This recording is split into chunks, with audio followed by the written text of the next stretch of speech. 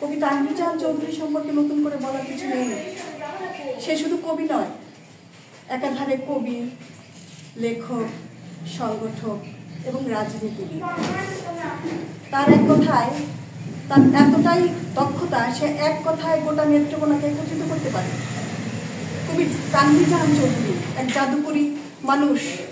তার কথায়, তার একটি কথায় সম্পূর্ণ মানে যাদের যৌবন আছে, যারা যুবক যুবতী একত্রিত হয়ে যায়, তাকে সবাই ভালোবাসার কবি আখ্যা দিয়েছে।